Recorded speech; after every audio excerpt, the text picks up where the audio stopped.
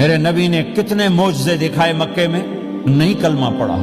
بدر میں ان کے 70 مارے گئے، فرشتوں کو دیکھا، جبریل کے گھوڑے کی آواز سنی، کلمہ نہیں پڑھا۔ خندق میں شکست ہوئی، کلمہ نہیں پڑھا۔ پانی نکلتے دیکھا انگلیوں سے، کلمہ نہیں پڑھا۔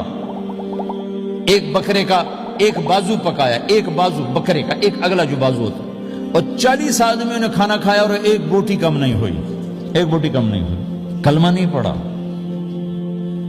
لیکن جب میرے نبی نے کہا جاؤ معاف کیا تو سارے کلمہ پڑھ گئے کہ واقعہ یہ اخلاق نبی کے ہو سکتے۔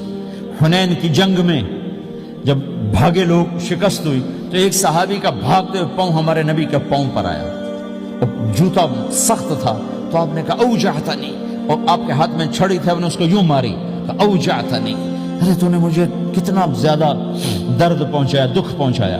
وہ بیچارے پگھل کے رہ گئے اور پریشان ہو گئے، اور فرماتے ہیں سارا دن میں پریشان، ساری رات پریشان کہ اللہ کے نبی کو میں نے تکلیف پہنچائی، اب میرا کیا بنے گا۔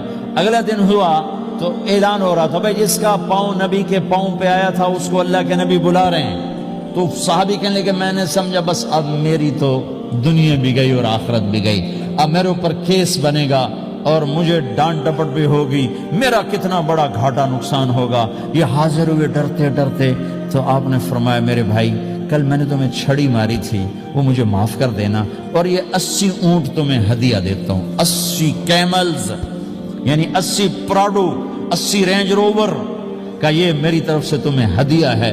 وہ حیران پریشان، یہ میرے نبی کے اخلاق ہیں، یہ میرے نبی کے اخلاق ہیں۔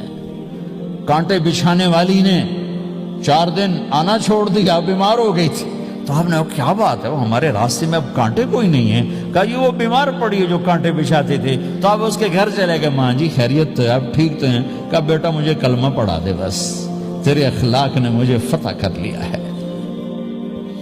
میرے بھائیوں یہ چیپٹر بھول چکے ہیں، بھول چکے ہیں، بھول چکے ہیں۔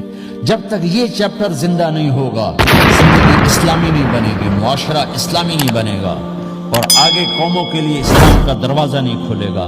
ہمیں معاف کرنا آتا ہو، ہمیں گالی دینے والے کو دعا دینا آتا ہو، غیبت کرنے والے کی تعریف آتی ہو، اور غیبت کرنے سے، غیبت سننے سے اپنے آپ کو ایسے بچاؤ جیسے زہر سے بچاتے ہو، اسے آگ سے بچاتے ہو۔